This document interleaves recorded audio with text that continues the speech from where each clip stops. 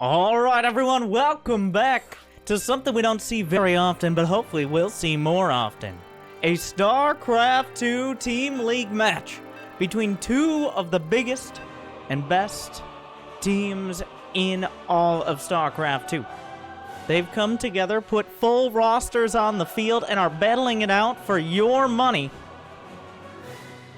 It's Team PSISTORM Gaming and also Root Gaming. Both have been around for quite a while. Both have great players, and players from North America, EU, and from Korea. And we're going to see a couple of those just to start. We have a series of best of ones, an Archon mode match, and a 4v4. Each individual match will award prizes to the team, so all matches will be played. As we get into the very first match, I will tell you all of the matches, the whole whatever. Nobody reads a description or anything. Nobody reads. I could have stopped there. But let's get started. Our first match is PSISTORM Gaming's True up against Root Gaming's Vibe. I'll go ahead and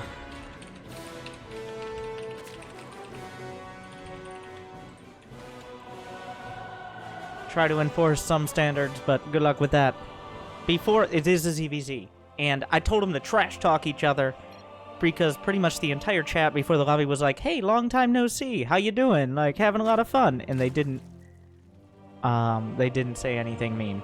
Thank you guys. We're starting off at $369.69, but very quickly, the first four best of ones: True versus Vibe, Gumiho versus Rob, Epic versus Cats, and Creature versus Puck.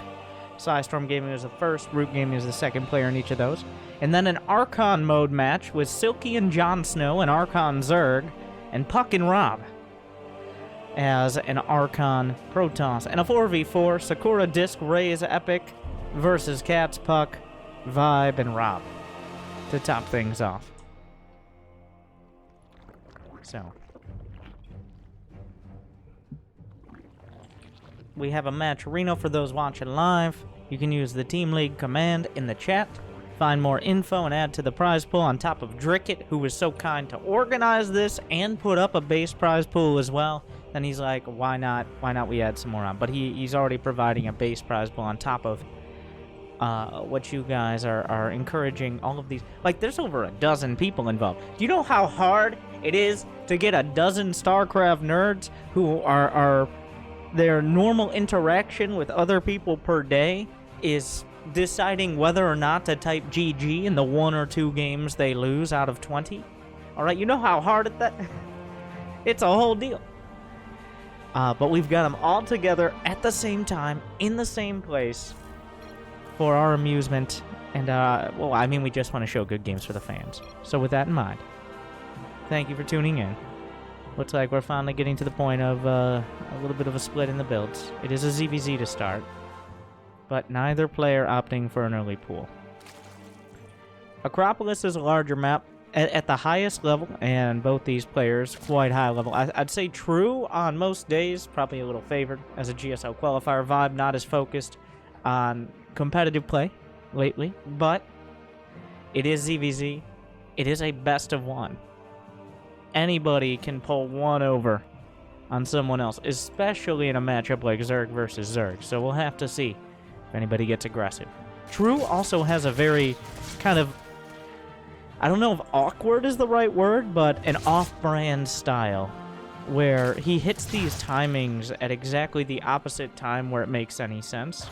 And that's where a lot of his success comes from, because right as you think you're safe to macro up, right as you're safe to build a round of workers, or get another base, bam, 40 Zerglings. So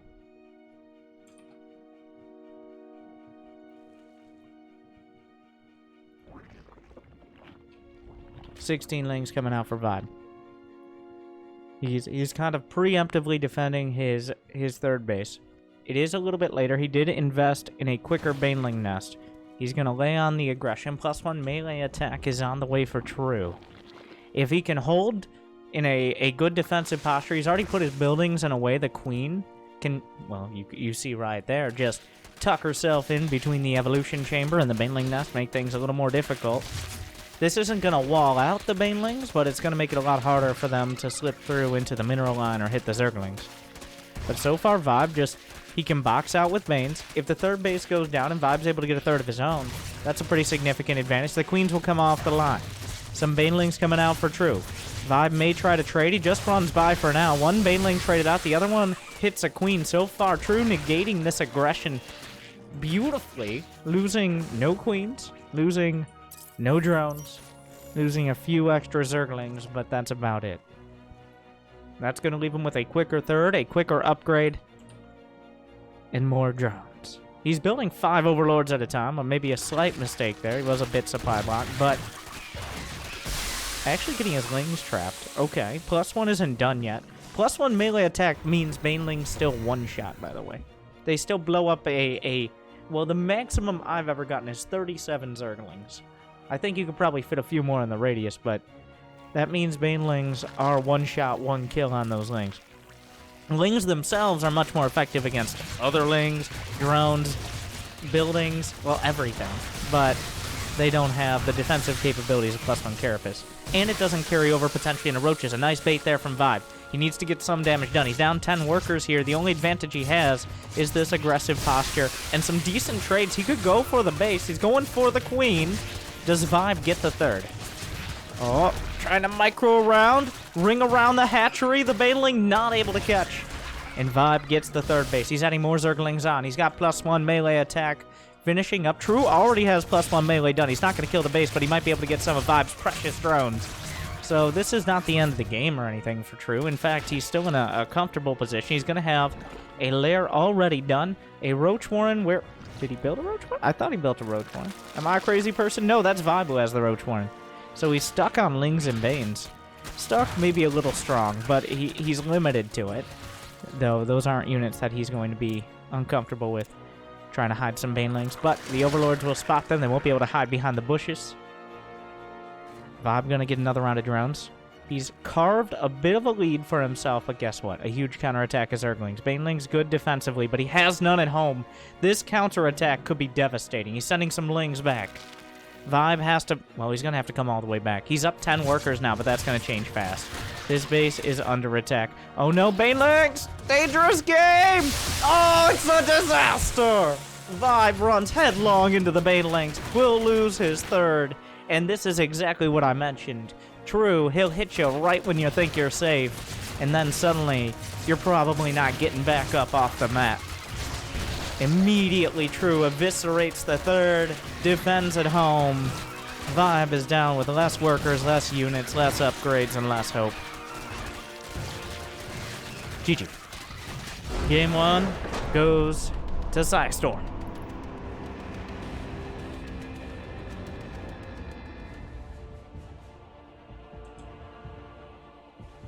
Sneaky moves. I mean, that's True's specialty. That was probably before the roaches come out or there's much defensively, about the last moment when True could do something like that. At some point, once Vibe has roaches out, once he has a baseline, it's a classic mistake. He got lazy. Every Zerg's made this mistake before, but the one moment you don't leave a Baneling at home is the moment 30 Zerglings run into your base. You gotta have at least... I mean, one Baneling might not solve all your problems, but at least it'll slow them down. And True is just a specialist.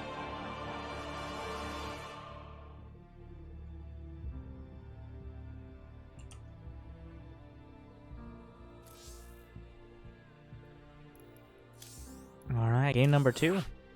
One of my favorite Terran players coming up.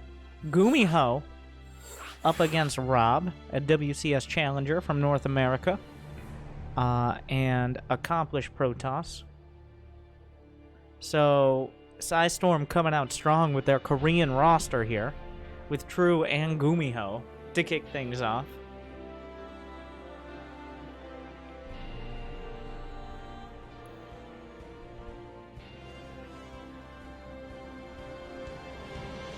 Gumiho is here. Don't kill him too fast, Gumi. Gumiho, one of the proponents. Well, he's one of the players who went mech before it was cool. He's one of the people who will go mech against Protoss, and I'd love to see it. The best of one format makes sense for a team league, but it doesn't really give you the same... Like, even a best of 3 still has... is a little dynamic. Best of 1, anything can happen. Like, Rob can come in, maybe he max paxes him. And suddenly, well, guess what? You're done. Where is Rob? That is a good question. Rob was here before. Rob is no longer here. Rob, wake up. Somebody go pull Rob out of bed. Oh, he's here. He's here. Okay, we found him.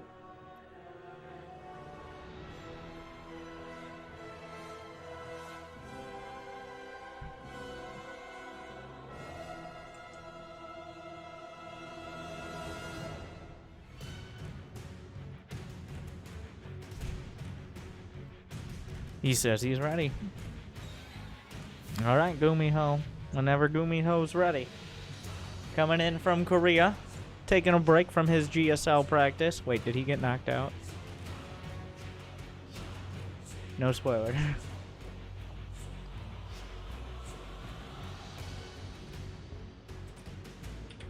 Fun fact, Gumiho, maybe the first? I don't know if he was the first, but he's the last random player to qualify for GSL. You might be like, wow, I didn't know he played random. Well, he hasn't in about 7 years, but in about, I think it was 2012, he played random in GSL. Up until that point, they decided, you know what, we're going to stick with the Terran.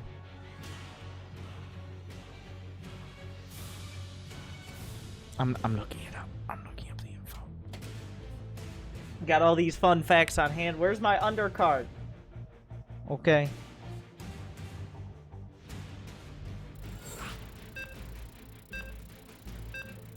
Oh yeah, Gumiho had a tough time.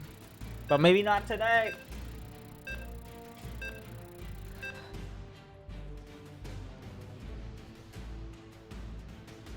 But Rob, as formerly known, you know, I can't really be one to criticize. But Rob, a while back, I think over a year now, his original name was Tesla. Which I thought was pretty cool, if not a little bit of brand overwrite. But, you know, I guess in Starcraft there aren't too many people who just name themselves Rob. It seems to be a trend. The only people who name themselves like Bob, Rob, Mark, Matt, whatever, are either below 3k MMR or above 6. Those are your... It's like, well, it asked for a name. My name is Mark. So, what else am I supposed to do?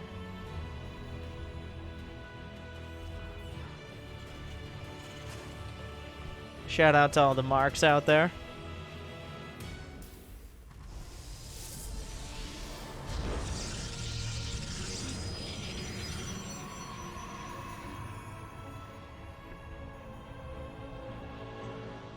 Rob's gonna be blocking. This is a Reaper block location. The meta on this... Yeah, I guess that is very common in Korea. Just using your name. I guess it comes from esports being so established. Using your real name is more likely. Like, for example, you guys know Jaedong. What a cool name. I wonder what his real name is. Lee Jaedong? It's like, oh, okay.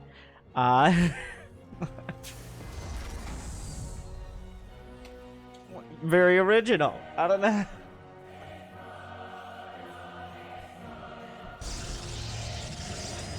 Alright.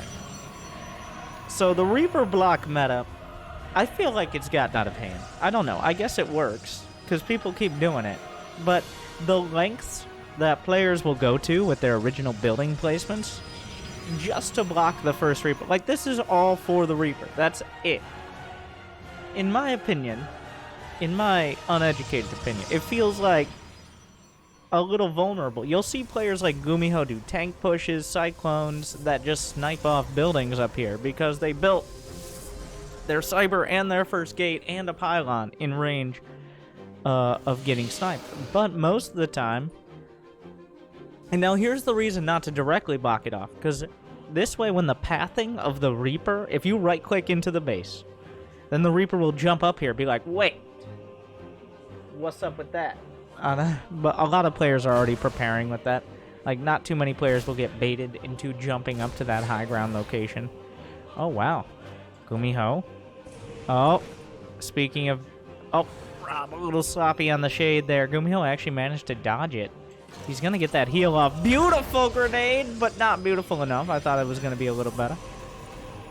This Reaper micro just going around the horn here. He's not going to get any kills, but he will survive.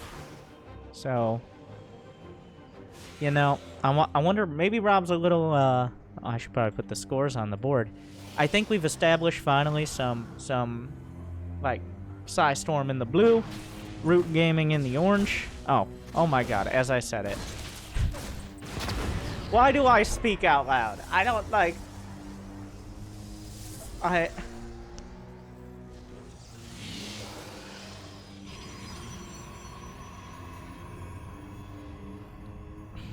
He saw it, too. Like, he came up before and he saw it. Did he not believe it was a wall? It looked like he wasn't convinced. The Adept doesn't decide to go through. What is this? Oh, this is a spicy build here. He's got concussive shells on the way. Was that spotted by Rob? He didn't spot it. He did not spot it. The medevac's coming out. Will he realize... Oh, the Adept got in. It saw the tech lab. He has to know this is concussive shells. He's going to get the knees broken on that Stalker. He recalls back. Great move. Going to need a shield battery, at least. Warp Gate is done, right? Yeah, Warp Gate's done. He's just building one more Stalker out. It looks like he should have the defenses. He's had time to prepare. He brings the units back from the front. Is there a Reaper in there? There is not. It's just concussive shells on those Marauders. The Hellions are trying to get through. Does he decide to target those down? He has so far. He's just doing damage to the Stalkers, but 5 Stalkers might be enough here. A handful of probes pulled off the line. Good micro from Gumiho. The Hellions being targeted by the Stalkers. Now, Marauders not as dangerous. Oh no, there's just one Hellion. He's microing it beautifully at the back. Marauders taking things out. The Hellion managed to get 4 kills. This is starting to do a lot more damage. He micros back into the shield battery range. Is there another Stalker? He can target down the medevac, but guess what? There are more Marauders. And a Liberator! The icing on the cake. Gumiho comes in with another round. It looked okay. It looked like Rob had defended. But Liberation is at hand. 4 kills. And what a nasty positioning as well. That actually... Okay, the shield battery means that the Stalkers... All but one will survive. It looked okay. But then the Liberator came in, got kills, denied mining, forced that response, even killed a Stalker. Suddenly Gumiho's up 7 workers. He's got a tank at home. He's building up more production. Stim just started in a relatively vulnerable location, but there's nothing for high ground vision. So, and he doesn't even have the tank sieged up. Okay. The tank is now sieged. Will smash into those Stalkers. You got to be careful with those things. Oh, he recognizes correctly the tank is on the ramp. He actually gets... Oh, nice blinks out of Rob here. The tank needs to be re-sieged. He'll blink everything out. He's keeping it safe. Probes behind. Now the question will be, can Rob put together enough economy and infrastructure before Gumiho hits this critical mass? Well, he hits all his upgrades. Once the ding, ding, ding, we got Stim, Combat Shields +1, all going to finish up around the same time. The question will be, does Rob have enough units to deal with it? If nothing gets done... Oh, Gumiho definitely spotted that, Obs. All right. Nice spot there. Oh, he goes straight for the tank! Decisive moves out of Rob. That was a good move. And he gets out. I don't think he lost a single Stalker. A great tank snipe there. Didn't lose anything. He's building a ton of gates at home. He's got to smash this push.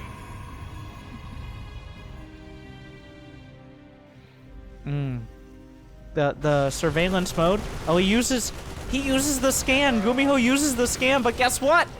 He actually can't kill the observer in this awkward exchange. He has to use a second scan. Okay, those Stalkers got to be careful. Charge is on the way, +1 attack. Rob's Observer Micro, I know it sounds silly, but Rob's Observer Micro is putting him in a great spot in this game. Gumiho really didn't want to deal with that. He recalls the stalkers back. The observer sniped off. He'll spot the medevacs. A whole bunch of gates and charge lots. He's really just trying to meet this push on the field, pound for pound. He needs the charge lots. He needs to slow it down a little bit. He's got +1 attack on the way. If he can snipe even one of those medevacs, but he wasn't paying attention out on the field. The charge lots are on the way. +1 combat shield, stim. Only 2 tanks, which is not an overwhelming amount. Oh, those tanks. He's just going to place them down in a pretty nasty location. Does he realize that the third base is on the other side? Gumiho's stimming straight in, but at the back, actually, are the charge lots, leaving the tanks kind of exposed. The Bio Army can focus its fire on minimal forces. The tanks will be taken out, though. The backbone of this push. Time is on Rob's side. Another round of charge lots are warped in. That's all the money he has. The Stim Marines and Marauders going to depower the Robo. The charge lots trickling through. +1 attack is not done yet. 3 seconds on the clock. He's targeting down Medevac. Another pylon at the back, though. These units are not going to be healed. The shield battery trying to come back online. The charge lots are not there yet. Gumiho tearing through everything. The reinforcements continue to trickle across the map. Some badly bruised Marines and Marauders. Are there more Medevacs on the way? 2 more Medevacs might make this difficult. +1 attack is done here for Rob, but is that going to be enough to turn the tides against a straight-up Bio Army? Pound for pound against gateway units, it can lift more than its weight.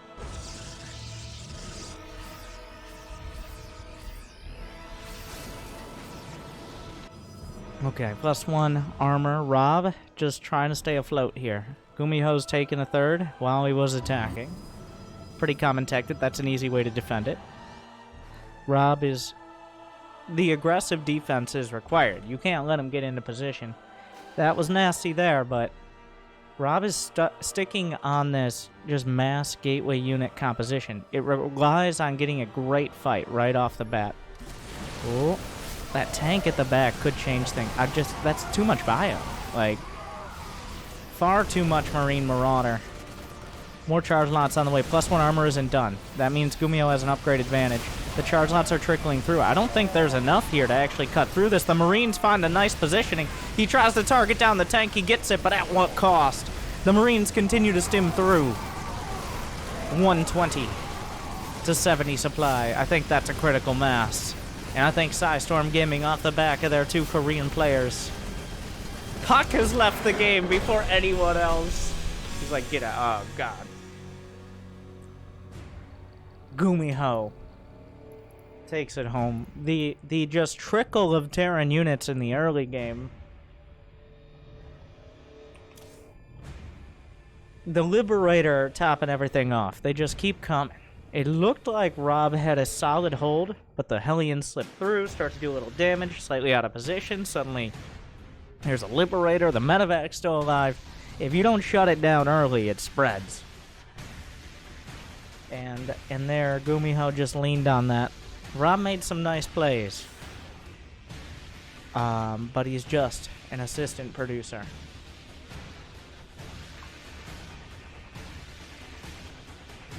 When there's a Marine that gets more kills than a Stalker, especially one Marine, Reverend, I don't even know how to say that name, something of the Labyrinth, 5 Zealot kills. One Marine, 5 Zealot kills.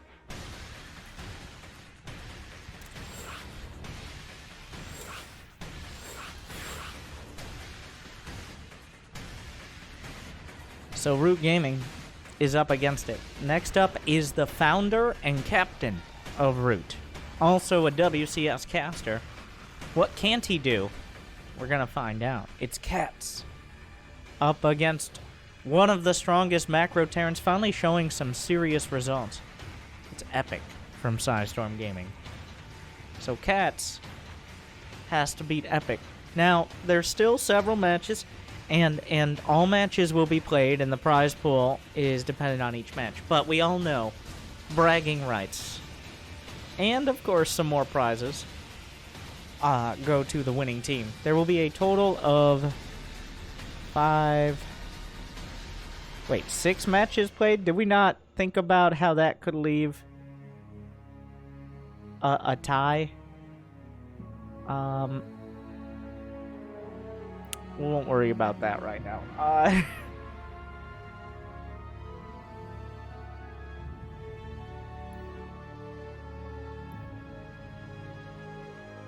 The 4v4 is worth 4 points. An interesting... Don't worry about it. We're ready to go. It's about the Team League atmosphere.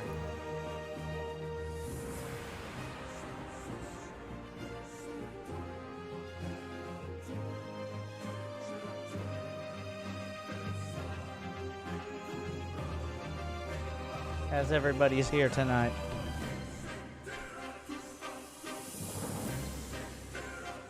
You know, Loco knows the words to this. I guess not that complicated, but...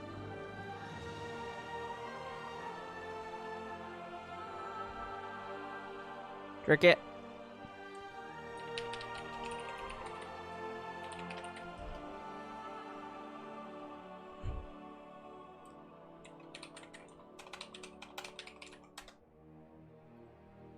We're just waiting for Drikett to press the star button.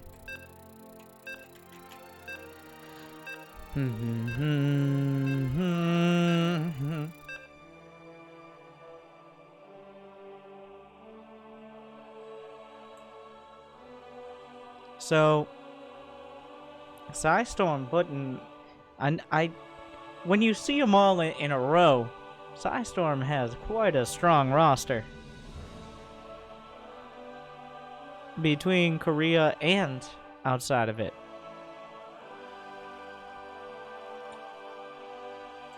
Epic is currently competing to be, well, for the title of the best Terran in North America. Special, okay, well, second best.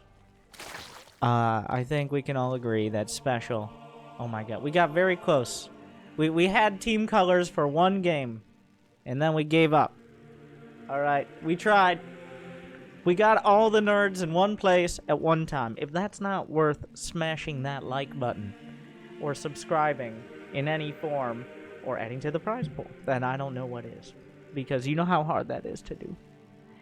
The details don't matter.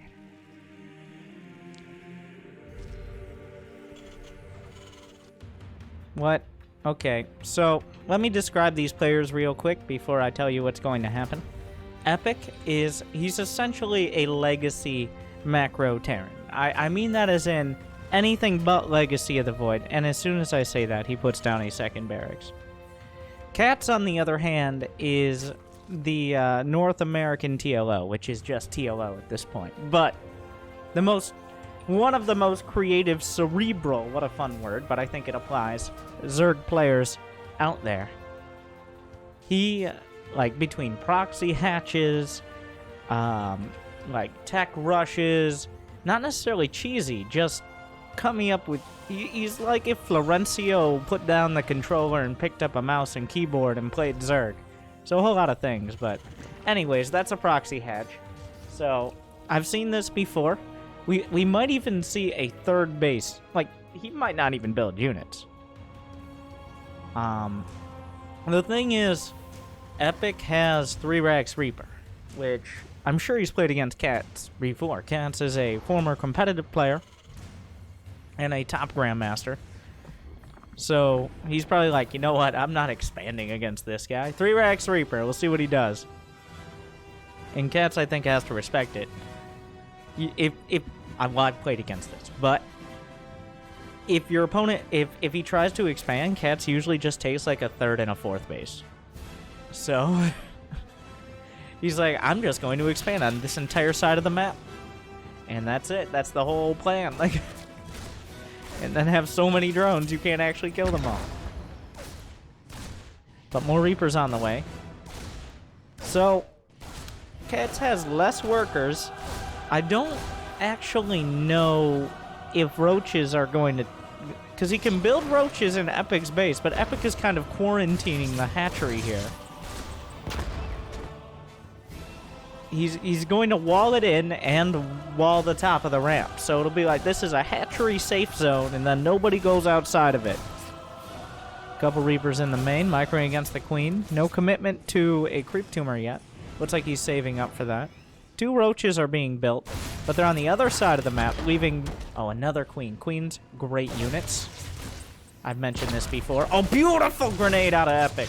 Bounces them both back. The transfuse is thrown out. Might actually get 2 kills. No, not looking for it. Another great nade. Oh, the shot. A little greedy there. But Roach is on the way. This is going to leave the drones exposed. 2 Roaches finish, but Cats is losing drones back at home, and he doesn't have drones to lose. Another beautiful nade! Splits all the drones up and knocks them down. Easy pickings for the Reapers. He's lost 6 now. 2 Roaches are desperately trying to break into the main, but I think the boys can handle that. Cats now has less drones than he started with. Epic's Reaper Micro is on point. The SCVs say, "You shall not pass," and the Reapers keep the gate. So now he has to defend this. But there are 8 Reapers and 7 Roaches. So it's not the end yet for Cats. It's not great. He's not really mining any gas. He's still got a couple Roaches at home to defend, but the boys are pulled to make sure he knocks this out before reinforcements can arrive. Epic has handled this beautifully. And looks like all 9 of these Cats' lives are out. PSISTORM with a 3-0 lead. Yeah, so Epic, 1, I think he's definitely played Cats before, and 2, he didn't panic at all. Like, he's just like, well, guess I'm not taking this base for a while. Let's go kill him. And he just walls it in. It's like, you can play down there at the natural. I will go kill all your drowns. So...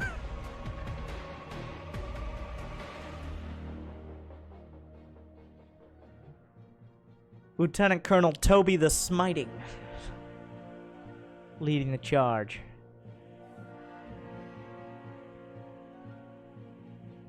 But that's a relatively quick 3-0 here for PSISTORM to kick it off. We've just got 1v1 left on the docket. Creature for PSISTORM Gaming.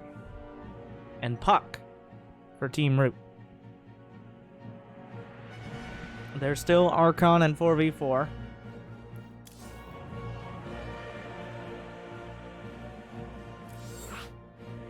But, Puck probably the best player on Team Root right now.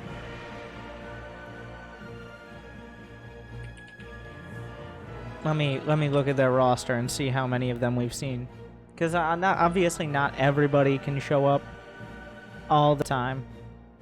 Yeah. Wait, MC is on Team Root right now? Okay. I did not know that. Unfortunately, I don't think he's around for it right now. It's like, well, you gotta bring him out. MC does not wake up before 2 p.m. And it's currently 11:30 in Korea.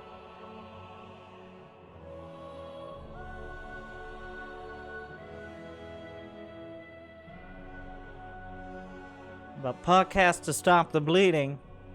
And he's also part of the Archon team coming in next. So. Oh god, it's Protoss versus Protoss. Here we go.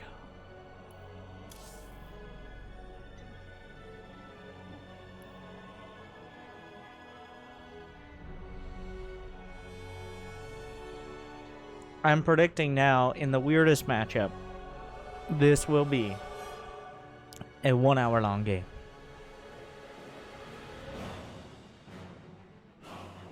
You see, nobody will remember if I'm wrong, but if I'm right, I'm gonna look like a genius. That's the key to casting. Hedge your bets.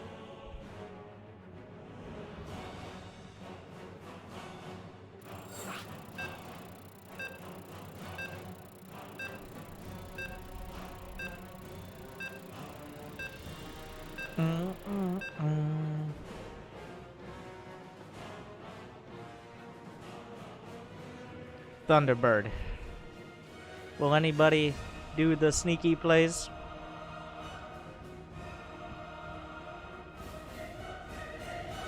As in, like, taking down mineral patches or doing other sneaky, beaky things.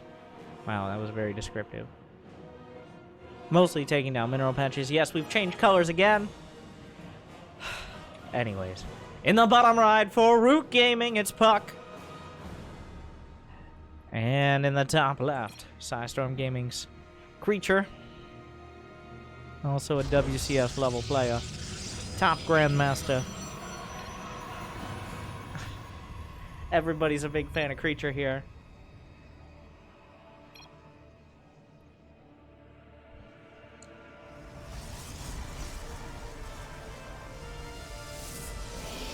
First, we'll see no probes being sent out. There's no printf in this match.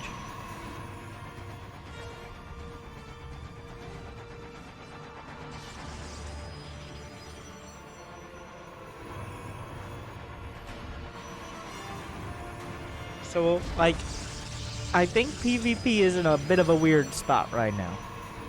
As in, players have a hint of playing macro, but usually stick to, they usually stick to the cheesy routes. Still.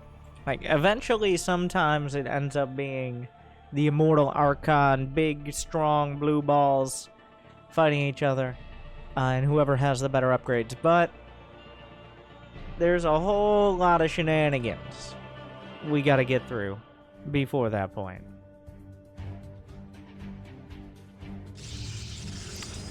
Speaking of, everybody knows that putting your second pylon in your base is actually cheesier than not doing it. So this is a standard play here. He's even gonna fake it out. You think Puck will bite on this?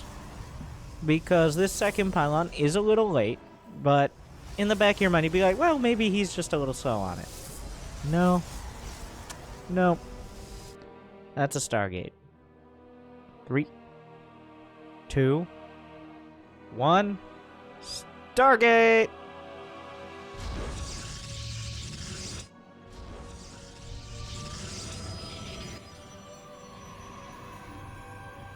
Creature's gonna take a look around.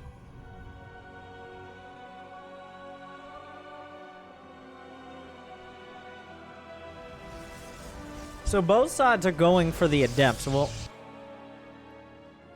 either commit them all the way across the map. Like, Puck has to be a little suspicious. He's going for a Stargate as well, but slightly later, after getting... Well, he had less gas mining and is working on those gateway units a bit quicker. Okay, so this is happening. Did you know the only unit that can block Adept Shades are also Adept Shades? Oh. So... yeah, because of trans-dimensional interference, obviously. If you look at the science behind it. That happened. Okay. So this is gonna... yeah, here we go. Welcome to PvP. There are Adepts over here and also here, but... oh, Creature. Oh, Creature losing the Adept war. Wait, there's a Stalker. Where are the other two Adepts? The Oracle comes into the main, which is completely undefended. There is nothing. He has no Phoenix. He has to kill his own shield battery, but at the same time, the Adepts are going to shade into the... no, he blocks. Oh, he unblocks. Why? You should have left him blocked on Facebook, and now you're going to die. As so many probes on both sides. 11 probes go down for Puck.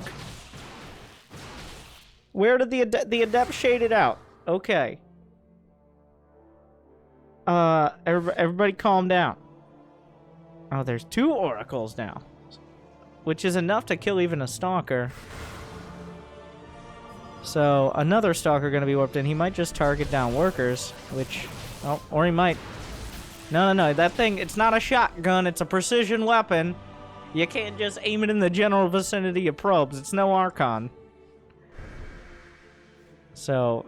Puck gets away without too much more damage being done. I don't think he lost a single extra probe.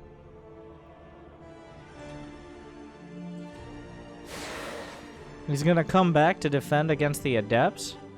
Actually chase in. Where's the block? There's the block. He can just go right... wait. But that doesn't... that actually walls out your own units, Creature. Which is not ideal. The Oracles are gonna help. He's gonna shade away through the force field. More probes die, And these worker counts are starting to even up. He targets down, he gets everything. Oh, wait, the shade. Wait, what? Why was the shade in the main still? Did he block from the other side? So somehow this looks like it's gonna even out slightly. But now creatures coming across the map. And he has 23 to 11 army supply. Oh no, that's not a super pylon. So somehow this is shaken out so creature has a worker and army advantage. Oh, that stasis could actually be huge. I don't think he's gonna notice. That stasis may save Puck. Like, oh, he's warping in more units. The shield battery. Is there even more production? He's building oracles himself. Like, Puck on paper here is really gonna... Oh my god, he has no idea. That stasis just saved Puck. 100%. Without it, this army is overwhelming. Oh my god. I mean, Puck still has to panic. He's still got to be like, oh, I don't... Like, he doesn't really even have that much to deal with what's on the field right now. Wait, there's no anti-air for the Phoenixes! What a save! The stasis being absolutely massive here for Puck. He recalls those stalkers out, those creatures. One gonna be picked off, but the stasis keeps Puck and with him Root Gaming alive.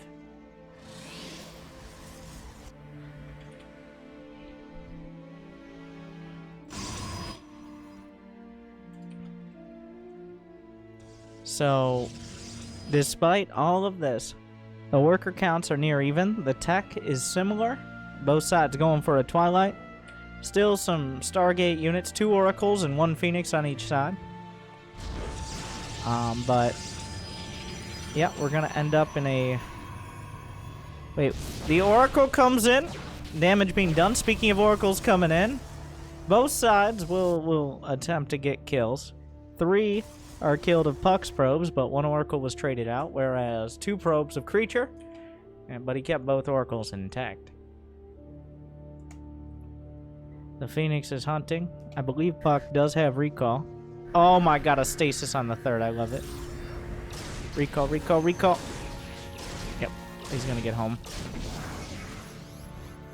Did he notice the stasis? And now, well, Puck is going for Blink. Does he have enough stalkers? He has 7 stalkers. Blink is...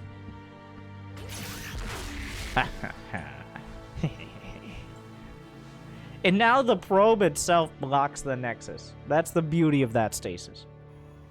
Not only does it block it, but now the probe blocks it for a little bit longer. You can't even just kill the probe. No, you can't do anything. You just gotta wait. Oh yeah, some hot one-on-one Phoenix on Phoenix action. Oh. Oh, the beautiful dance. Nobody wanted those Phoenixes to die.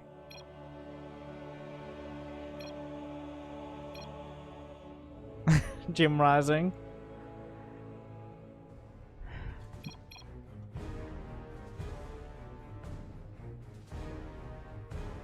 So, this Phoenix dies, right?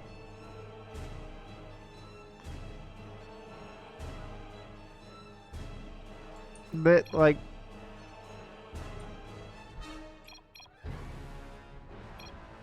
Oh my god. Game resumed.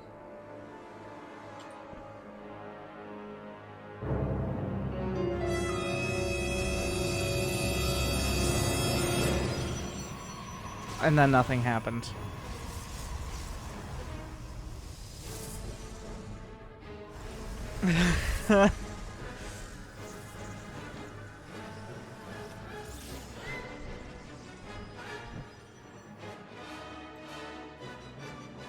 Moving on, we're playing... Now we're getting to the big blue ball strats.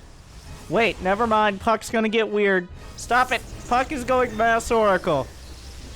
Oh, God. Yeah, that's probably... Puck is going Blink Oracle. We've seen this a few times before. The fact...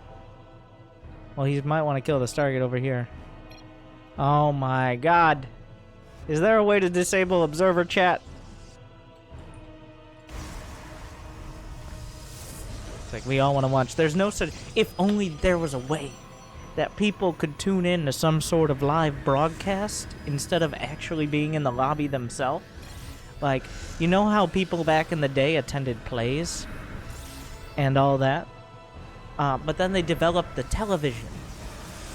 So if only there was something like the television for video games, then we wouldn't have to have 12 fucking people. All right.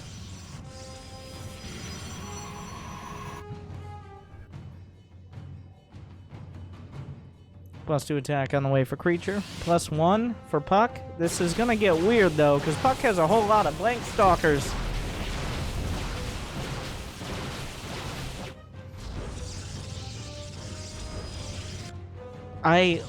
So I've seen Puck win with this. This isn't just like a meme strat. This is a legitimate strategy because the oracles can actually spread well enough against archons. And if they don't have stalkers, then the oracles burn through the archons very quickly.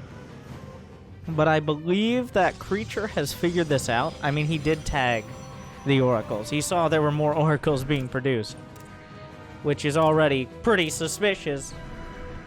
We've got Storm, Blink. He's got a Stargate back at home. Oh, that tag. He sees like 4 stasis wards. Stasis wards in general are gonna be very hard to deal with. Creature with a very sneaky base. Probably a smart move, because moving conventionally is gonna be tough. Looks like we're taking to the skies. I mean, it is Thunderbird. It's difficult to attack on the ground, and both players are acknowledging this. I have no idea how this plays out. I've seen it from Puck like once or twice before. He's warding harder than a support actually trying to rank up right now. Both players, you rarely see 70+ workers in PvP. We're barely getting to it because the armies are just like, if you have one more Archon, you usually just win.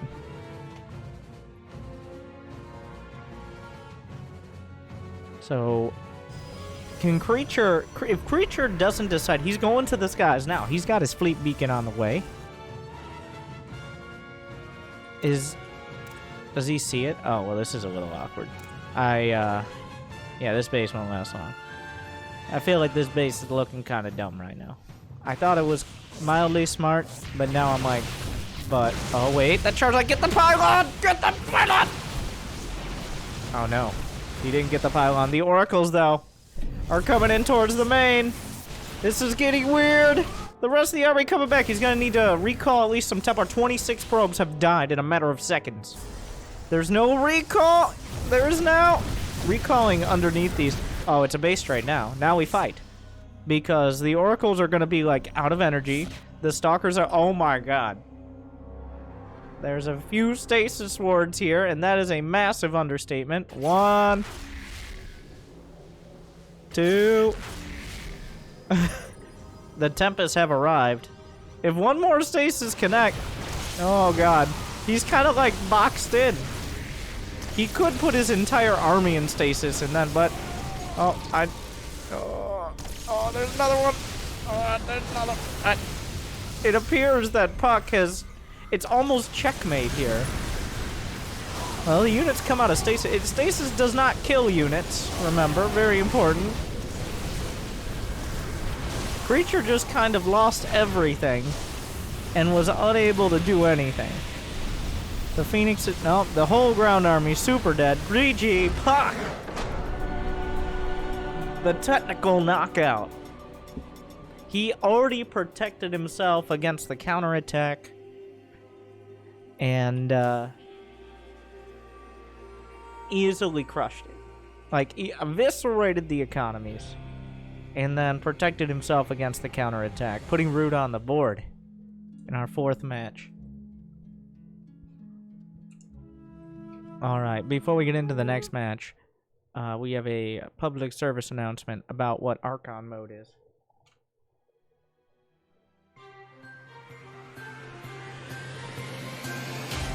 Welcome back, everyone. I'm Winter, and I'm here to educate everyone on what Archon mode is and what it isn't. Archon mode was added to StarCraft 2 with Legacy of the Void. It was hyped up as a whole new mode that people could play and would make StarCraft 2 even more competitive.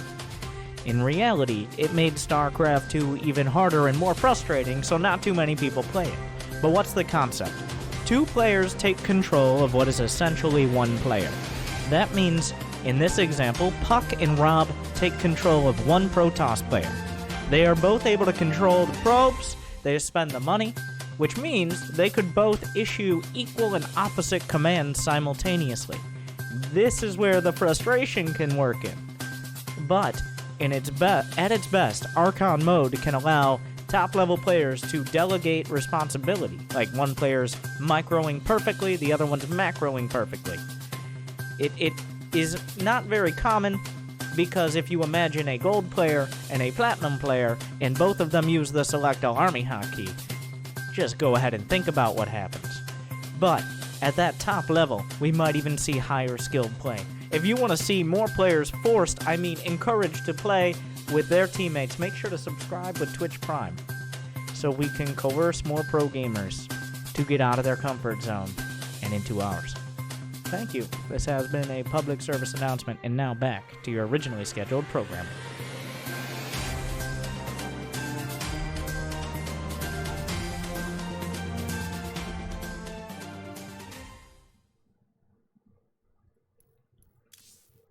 Did we all learn about Archon mode? Was it educational?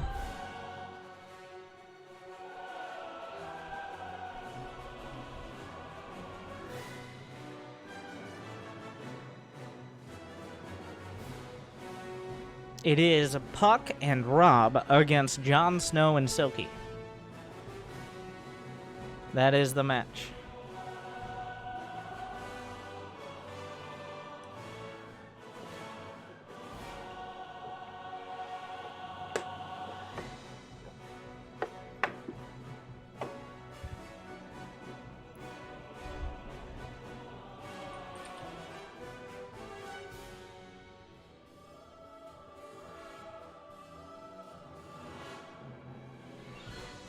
His match is worth 2 points because of 2 players. How could this logic go wrong? We are awarding portions of the prize, which you can still add to if you're watching live. If you're not watching live, be like, I wish I was there live, but since I couldn't, I'm going to like and subscribe and also watch every single video you've ever put out, Winter, which would be appropriate. You know what? Every single video you put out this year. Fair. I'll compromise.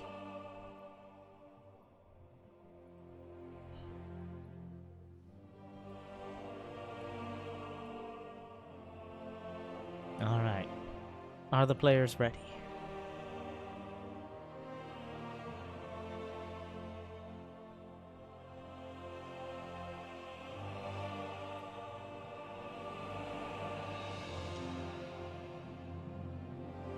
All 4 of them. Yes.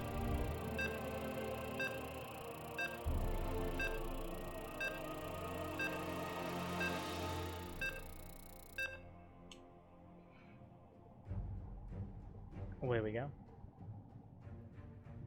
Oh, what? What is this? Look at this cool looking load screen. You guys gotta coordinate banners next time.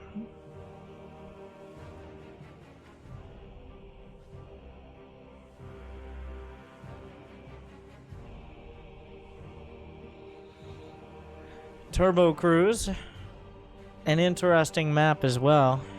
It is best of 1. I'd say Zerg Archon is the most difficult to pull off successfully, because so much of Zerg's production, like their micro and macro, is intertwined. Protoss is a little bit with like warp gate, who's warping in units, where, etc., etc. Terran has the most obvious split in Archon mode because production and micro are very there's a pretty big contrast.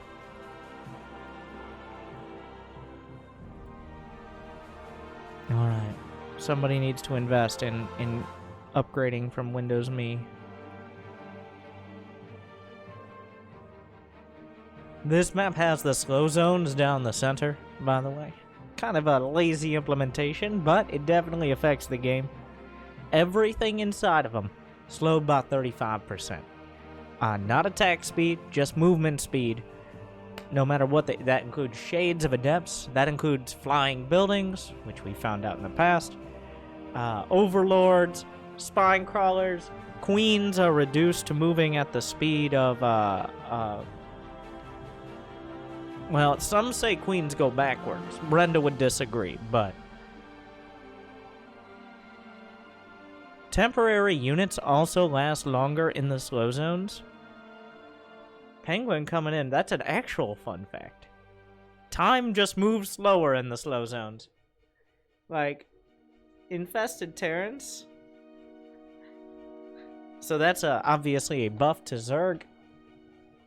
So here's a real strat. Just pop all your infested Terrans and take every fight in the slow zones. Because that is a viable strategy.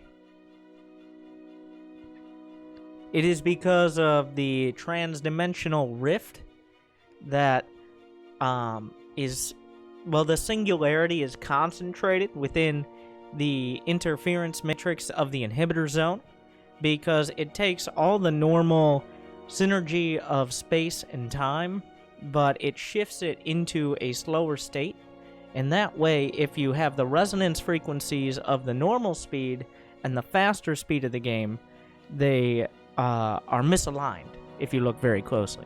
So, with that said, in the top right, the Archon, Farouk Gaming. It is Puck and Rob.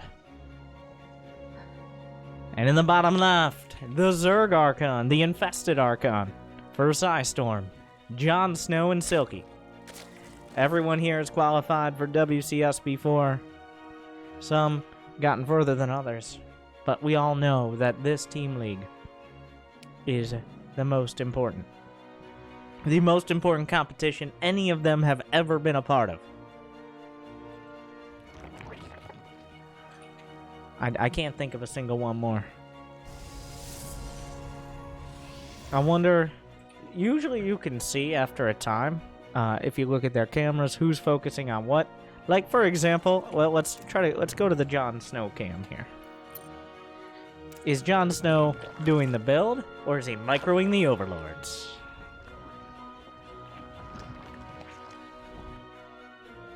He's microing the overlords.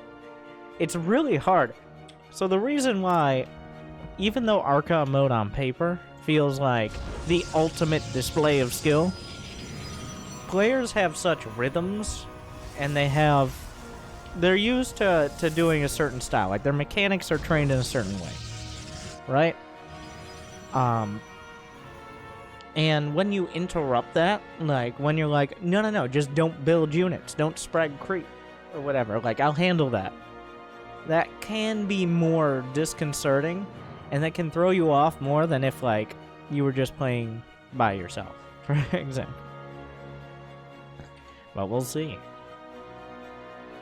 Yeah, in Archon mode, players usually tend towards very microable units, just to alleviate some of that, like Blink Stalkers, Oracles. On the Zerg side, you have things like Mutas. I'm trying to think of more than just Mutas, but mostly Mutas. Maybe Drops or Tunneling Claws.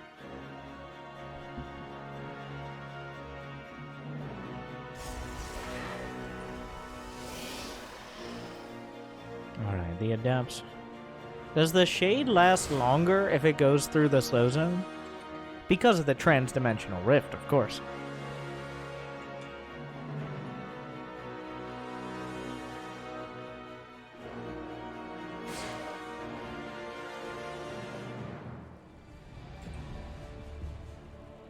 The Adept. Oh, not going to commit to it. We should see some near perfect Adept micro here. Oh. Can we get a name? Game paused. Shadow! Out. Out. Well said. Out. We've got solidarity.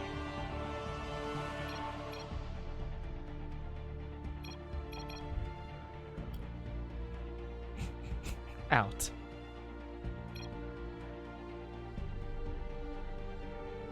Everybody take a breather. Sit up. We all know you were hunched over. You're gonna look. Will that keep happening, or are you good? No excuses. Wait, there's a potato emote? Game resumed.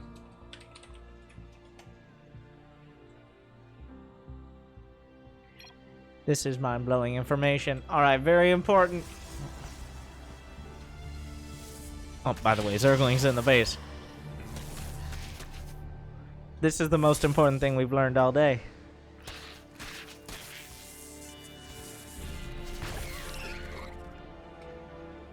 Oh, wait. Depths are in the main, being cleaned up. So far, a single probe has been killed. No drones.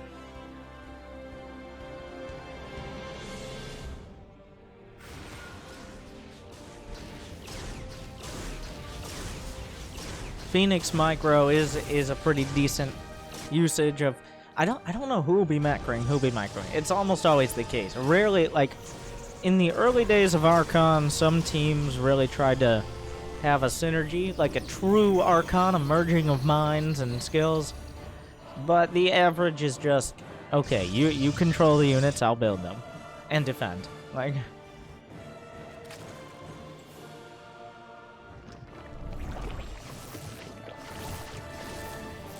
Alright, so that Oracle mic. Oh my god, he's doing the burst micro. Like, I'm not gonna go too far into it.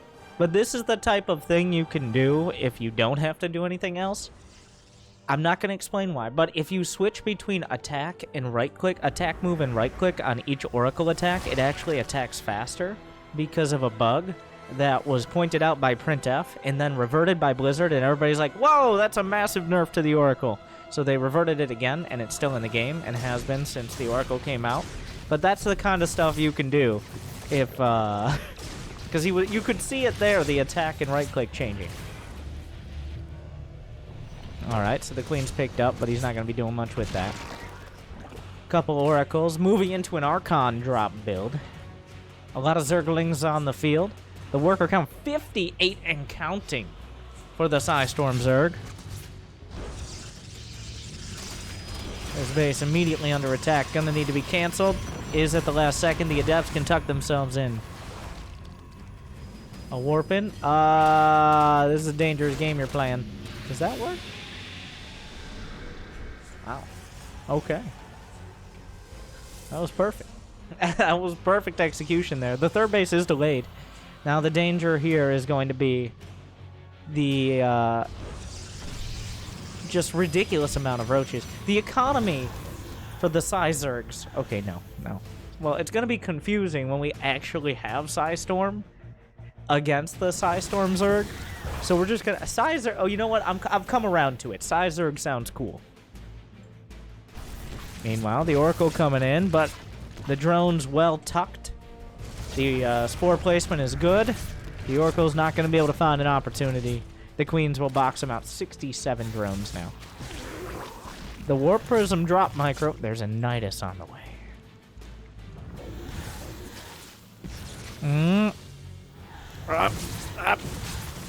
This is risky business. That's a lot of Queens. You can't be losing that. There are Queens everywhere.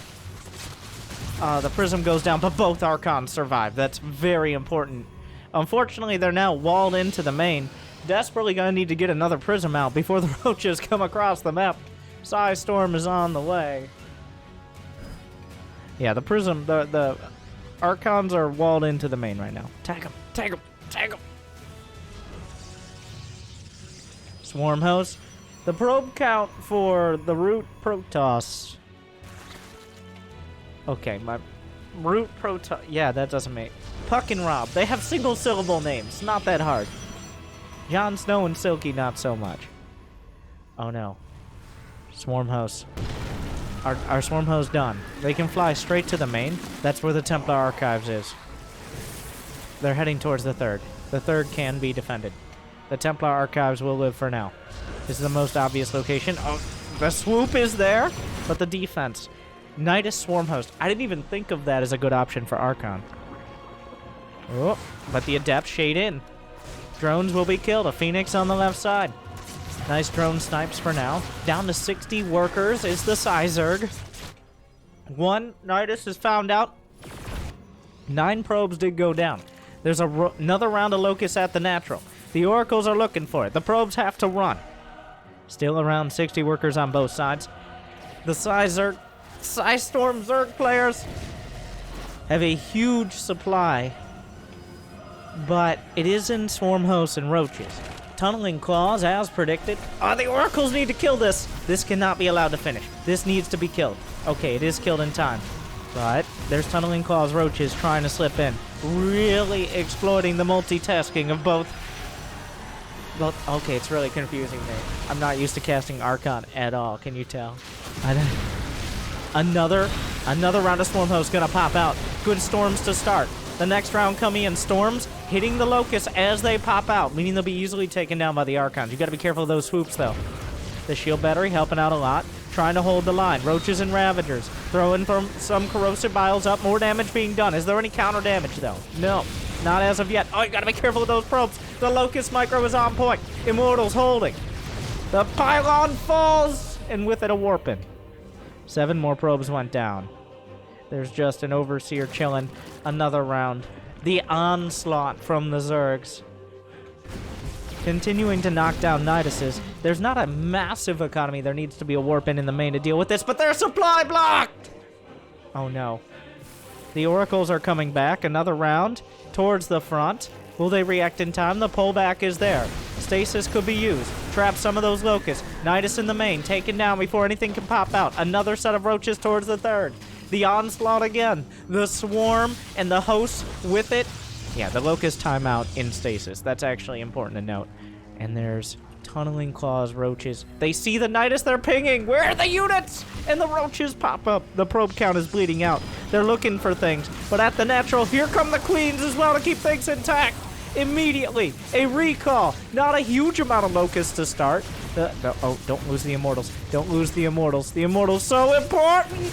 The Immortals must live up to their names. Another Nidus in the main. The charge lots will deal with this one. Is there enough in the way of... No. They take down the Nexus. And another attack. Roaches and Ravagers at the front. They're everywhere. Puck taps it out. And the Sizergs take a victory.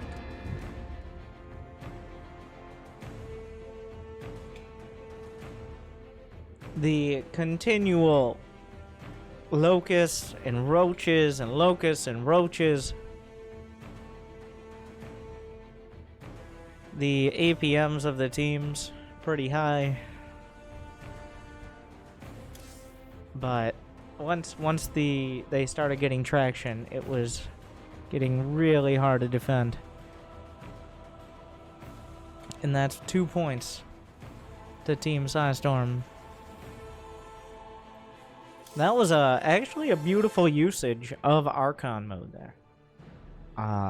For PSISTORM. Like, I've always, in my experience, it's been kind of tough.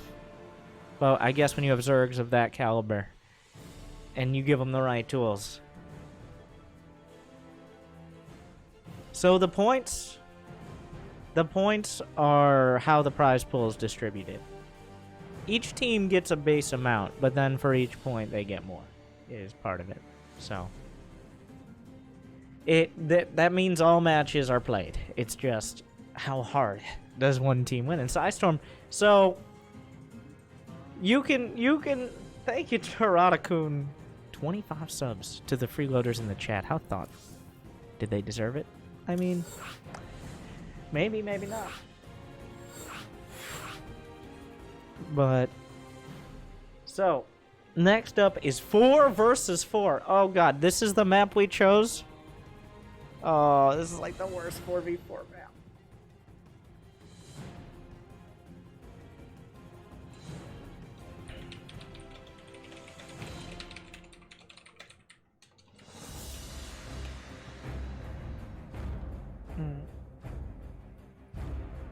And it looks terrible. Okay, blame Drikett. Blame Drikett. It's old as fate. Well, you'll see when we get in.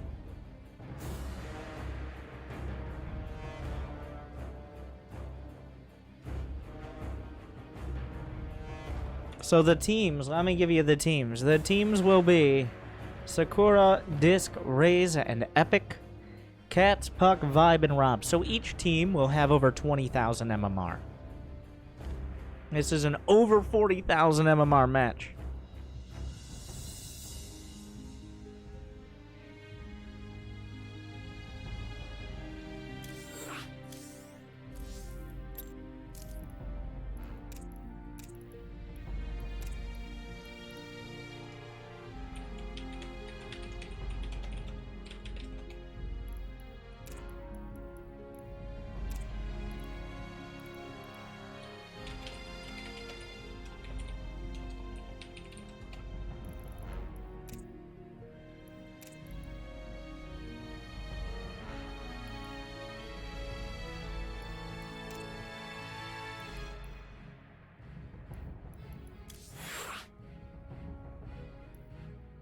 Oh, thank you, Churana-kun.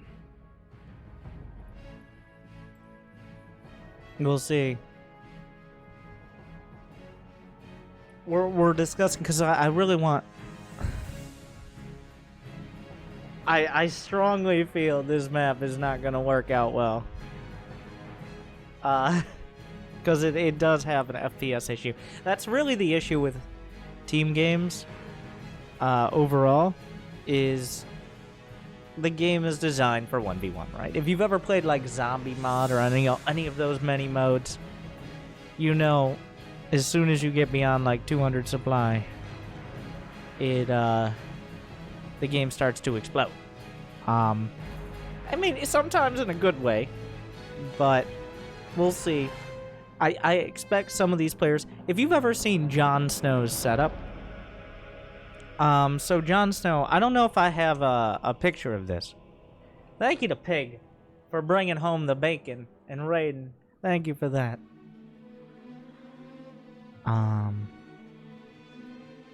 But Jon Snow's setup, I'm gonna, now I have to find a picture. And I don't think he's even playing in this match. I made the mistake of searching Jon Snow on Twitter, which did not get me what I was looking for.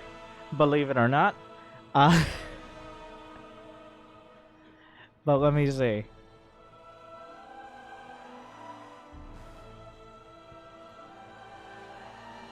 So, for those who don't know, this is what Jon Snow, who just won the last match and is one of the best, if not the best Zerg player in America. This is his setup.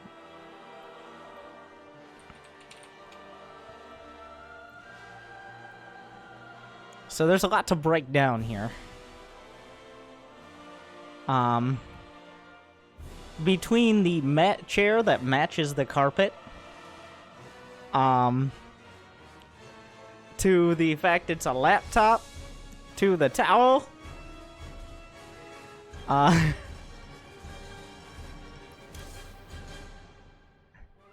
like there's, I don't know if John's here and he wants to. There's two towels, actually.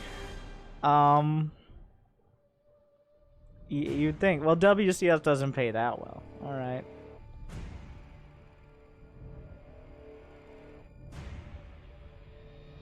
Apparently, it's a 60 hertz monitor, which I guess is the greatest offense.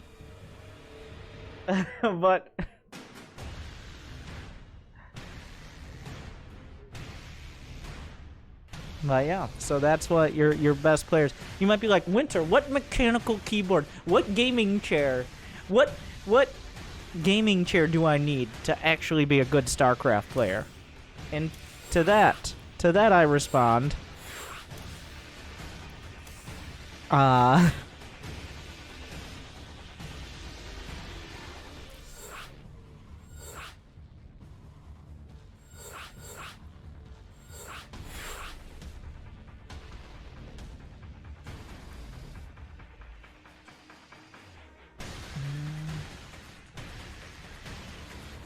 You think he sells his bath? Nope. Nope. That's what the towel's for. Who asked that? Who doesn't? Is the real question. He is running it off a laptop. The system requirements for StarCraft 2 are relatively low. But the system requirements to run StarCraft 2 well, we're pretty sure they don't exist. So there's that.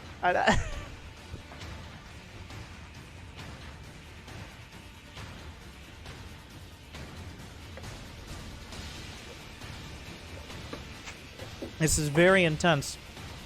Okay, so here is the issue. Here is the issue that we're facing, and this is why I'm filling so much time. So whenever you first play them, like whenever you load a map for the first time, you have to download it. And it's usually pretty quick for 1v1 maps because players, one, they're smaller, and two, the players have already played them, so pretty much everyone has them downloaded. We're trying to do a 4v4. So, essentially, every single player has not played. And that is the struggle right now. I have so many maps and arcade games and mods and everything else added onto my StarCraft. Like, the base install of StarCraft 2 is like 35 gigs, right? My StarCraft 2 file is like 60. So... between like the StarCrafts mod is almost a full gig. There's a bunch between God. Let me quote exactly. So I just searched God blow him in StarCraft, and what did I come up with? The best game in StarCraft history, which is of course God blow himself up with the Big Bang. Universe was born. As you can tell, we have very intense quality control in the StarCraft 2 arcade. Let's look at the reviews. I personally loved God blow himself up with the Big Bang. Universe was born. I hope to see more maps like God blow himself up with the Big Bang. Universe was born. I give God blow himself up with the Big Bang. Universe was born 10 out of 10. Good work on making God blow himself up with the Big Bang. Universe was born. I can't wait to see if there are any sequels to God.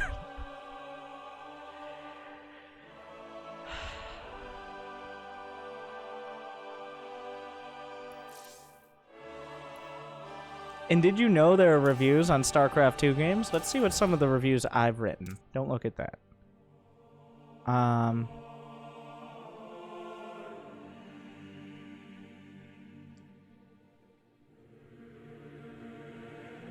There's a split here. In how productive they are, to be honest. Depends on the day.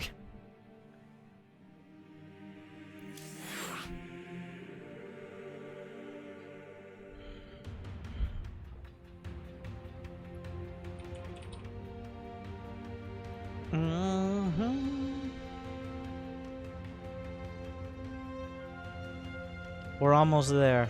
We've got 7 out of 8 players in the lobby.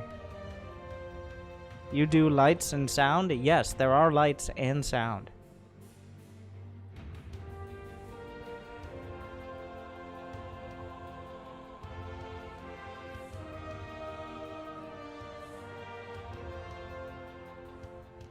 Epic.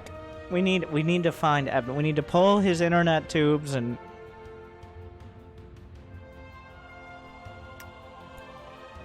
connect them because they're not. Epic must be playing on his iMac at this point.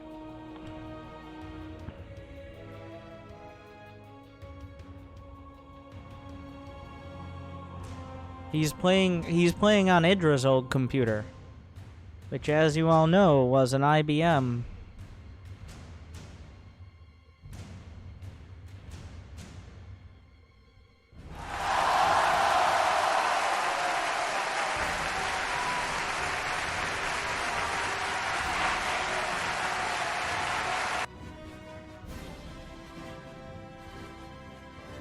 We're so close.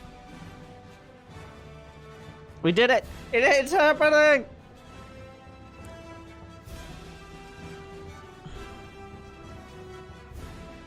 Everybody's here!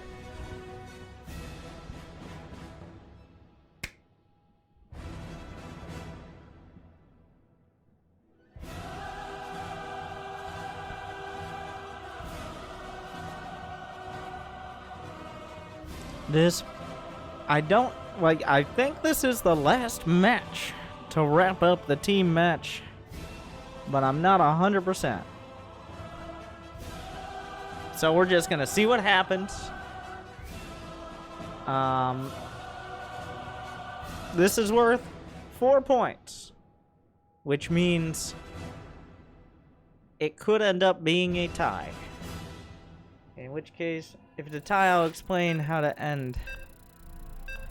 Okay, so if Root wins, then it's a tie. Well, we're just gonna figure that out. I'm gonna learn along with everyone else. We're doing it live.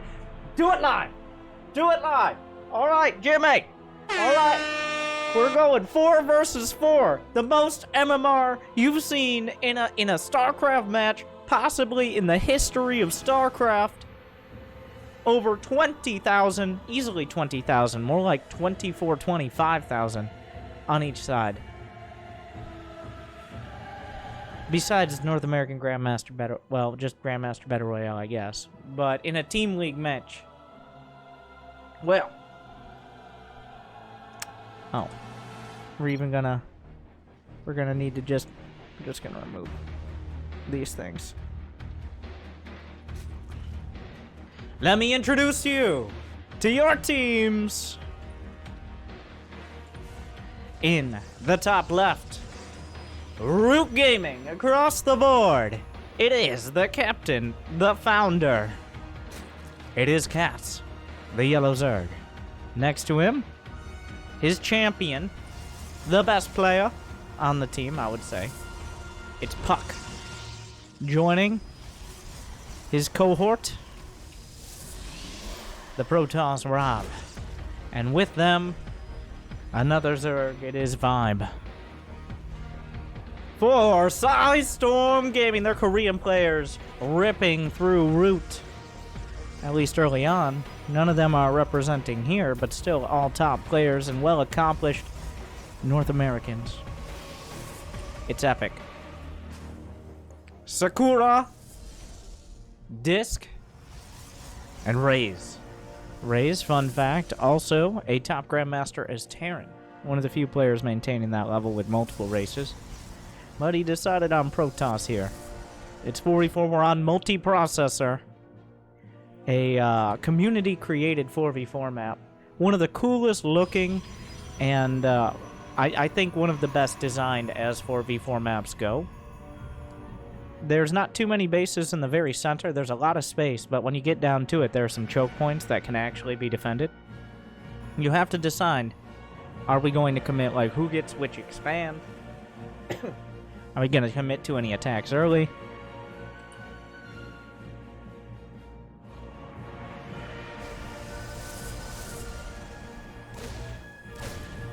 Wait, it's going to be a little hard to tell whose units are whose because I can't actually switch to,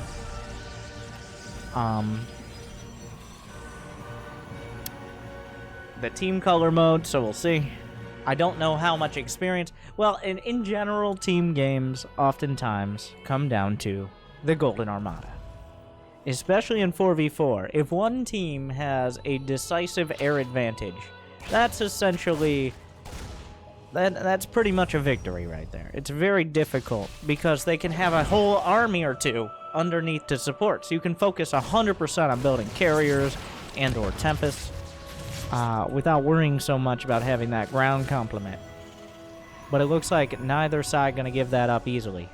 Remember, there are 3 Protosses for PSISTORM, 2 for Root.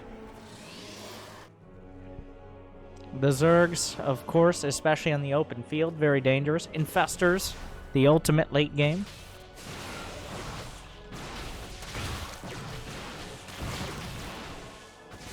Couple of Daps getting sniped off. Wait, who's... This is, This is Sakura's... Okay, this was optimistic. Why do you have pylons here? There are multiple Dark Shrine. It's really hard to keep track of production, to be honest. We'll just have to see. Oh, Rob Stalker, but it can get recalled up. He loses one. Oh, what are you doing? Nope. He's just trickling them in. The pylon's going to get taken out. Are they recognizing that another pylon is at the back? Yes. The Zerglings will take it out. There should not be enough time for a DT warping. The pick up, the drop down disc. Going to take out the Stalkers of Rob with the help of Raze.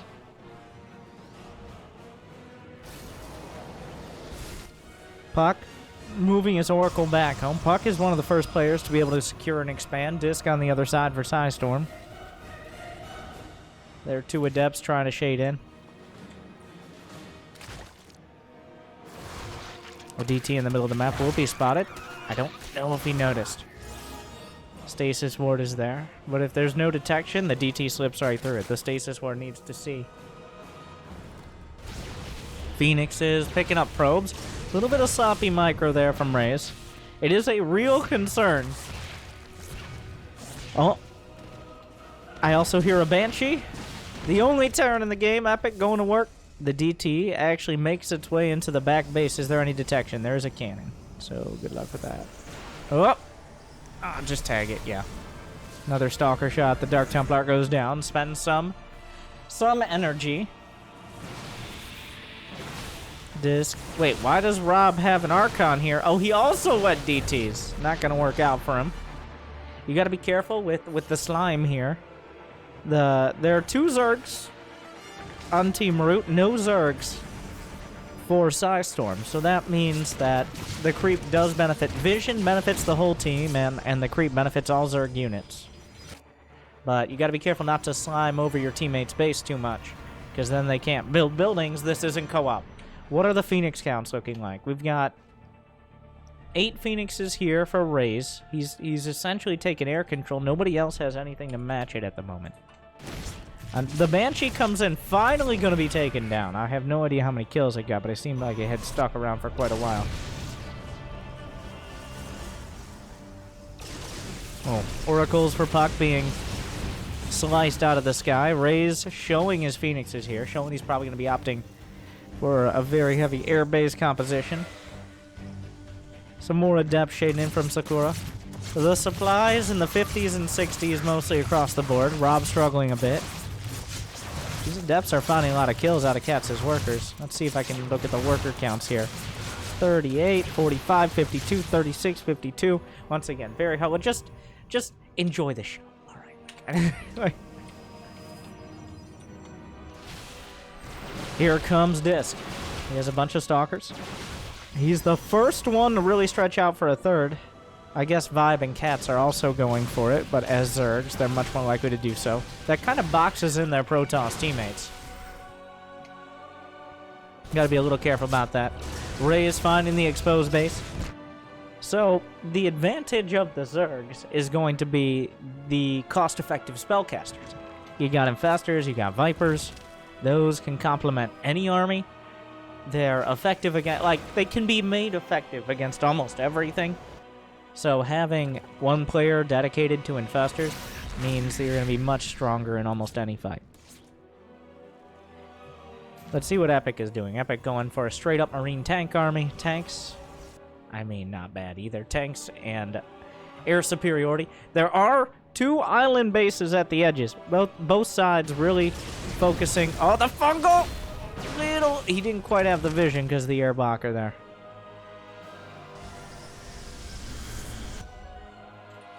Still constant harass. Is that 40 Ts in a prism? Indeed it is.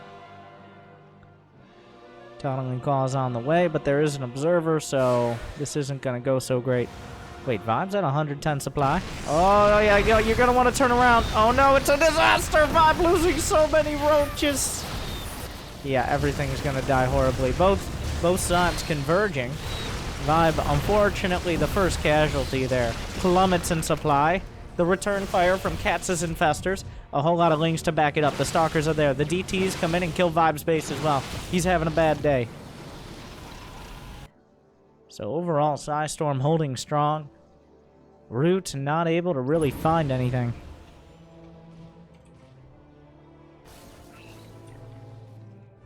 Double drop from Epic. Will either side try to take the island bases? There's nothing blocking them. You get units over there, you're good to go.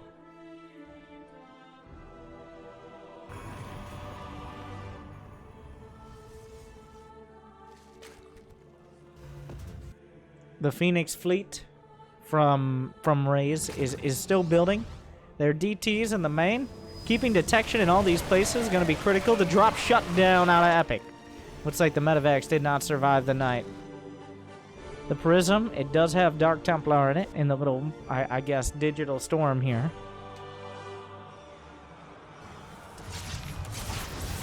Oh, a DT forcing Vibe back towards his base. The drones are going to have to help out. Did he spot the Greater Spire? Now, we've got two players. Epic is just holding the center line. Epic at 150 supply. No one else really that close. Epic has been macroing up.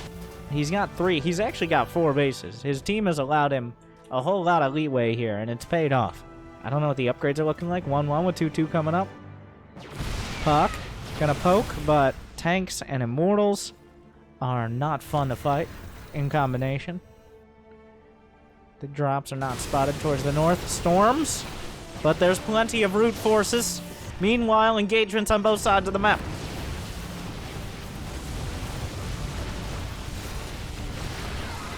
The Fungals are doing a great job here. Does he have Neural? He does, but I mean, why bother if you can just hold him down and knock him out? Meanwhile, a drop on the left.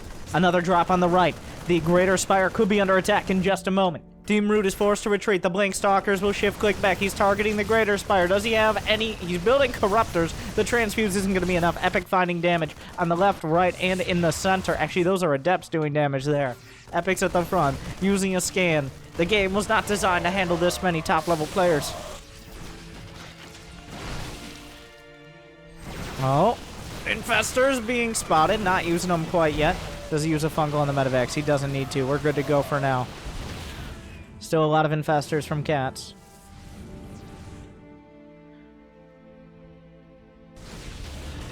Raze is coming in, trying to attack those economies again. Overall, PSISTORM with a higher supply across the board, but not by such a massive...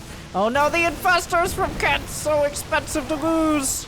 He's gonna lose most of them, but guess what? Here come the Protoss, and a wombo combo! Disruptor shot, but tanks are more than enough. Even an Interference Matrix used. Blink Stalkers on top.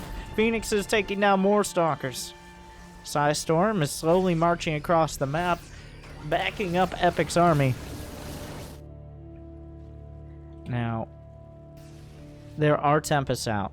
Cat's lost many of his Infestors. He still has 11 of them. Many with full energy, which means he maintained them. He doesn't have them all in the same place. Unfortunately, Cat's army is kind of stuck in the center. There's not much. Epic is just holding this whole position. Cats is at the back. The Stalkers of Team Root are closing in on Disc's base. Where is our Raze's Phoenixes? Raze's okay.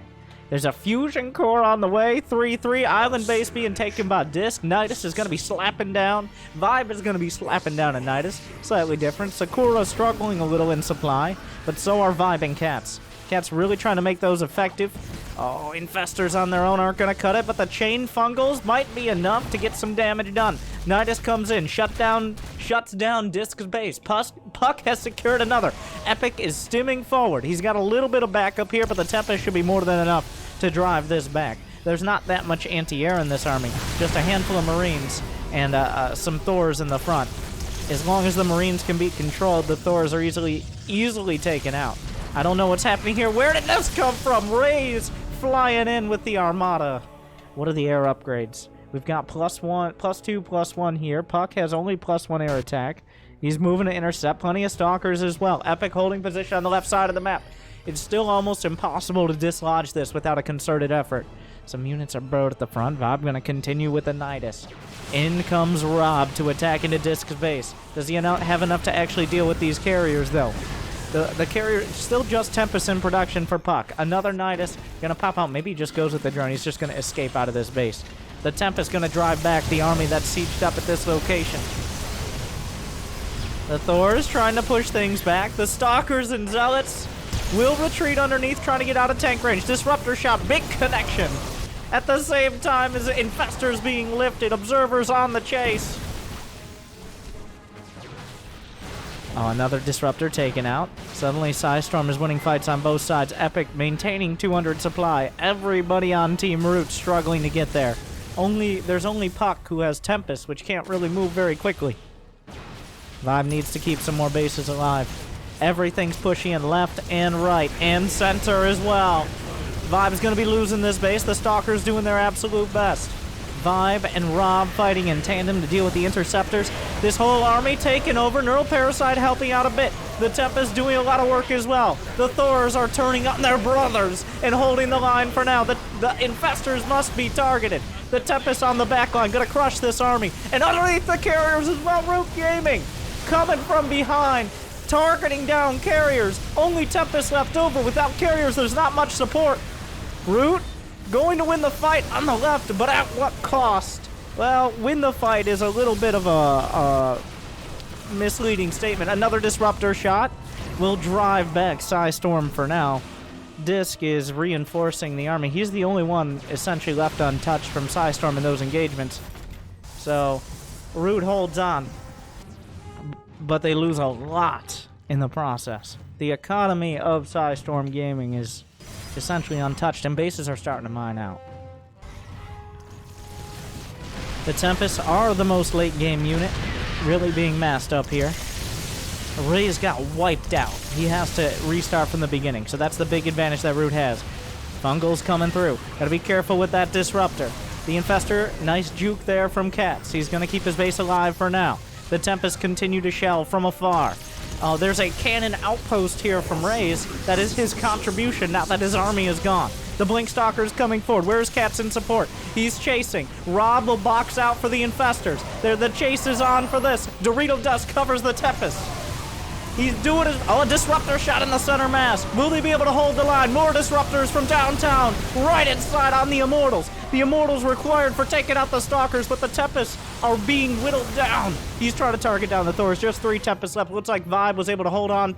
He wasn't able to hold on to his base, but he was able to drive back the air army. The Immortals and Archons doing their best, but Chargelots and Zerglings will overwhelm them. Still just a couple Tempests, but Ravens targeted down from afar. Oh, Sakura is on top of the base. A single disruptor airballs it, but there's not much left. He does have an observer, able to target more infestors. Team Root being beaten back. The Stalker's trying to hold the line. Vibe coming in support. He doesn't have that much left. He just has the Corruptors, but beating back the Medivacs and beating back the Ravens is going to be helpful. If only he had the Broodlords to complement. Cats and Puck are desperately trying to hold on to their bases, mine some of this gas. Epic continues to stream across the map, the only player above 150 supply by a long shot. Epic's macro living up to his name. The probes are pulled. Rays, I mean, he doesn't have much more mining to do. There's not that many bases left. Sakura now has a bunch of disruptors in the mix. There's a singular Broodlord, which is oftentimes not enough Broodlords.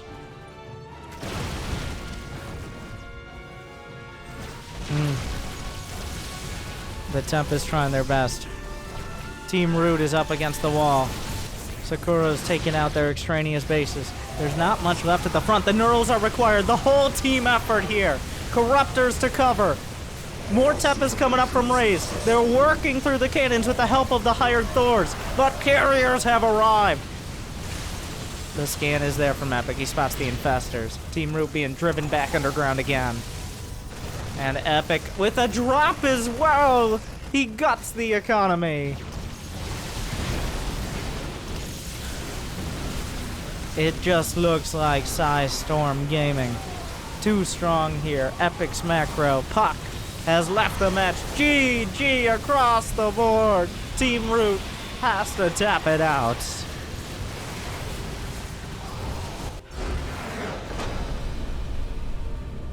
In an epic match. And that's completely intentional. That will be... Oh. Why? Why now? Why now? Just unplugged his Ethernet cable. But...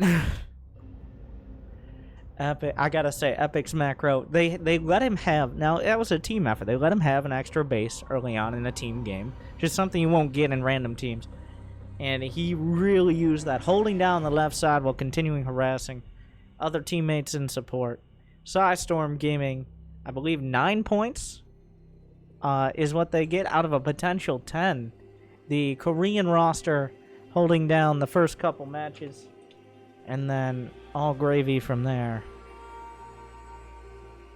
But congratulations to Team PSISTORM picking up significantly more of that, nearly, well, $400 additional of prize pool. It was 100 base, I believe. I'm not 100%, but we kept it 100 here. Thank you for watching. Thank you to Drikett for putting it all together, for the teams for participating. Hopefully we can make it a more regular thing, get other teams involved. I had a lot of fun. I'd like to see maybe some best of 3 matches, maybe a little bit less in the way of players, but best of 3 matches with the smaller teams I think would be fun. But tell me what you thought. If you're watching this after the fact, like and subscribe and be like, we need more epic StarCraft I'm really, that was not intentional. We need more epic StarCraft content on top of everything else. But thank you to the players. Congratulations to PSISTORM Gaming, the hero units. Epic's hero unit. Can I get out of the way? Captain Lenny of the Wolves with 25 kills. A siege tank. Captain Lenny of the Wolves. So, yeah, I think that wraps it up. But thank you guys for watching. Again, I hope you enjoy. And congratulations to PSISTORM Gaming. GG.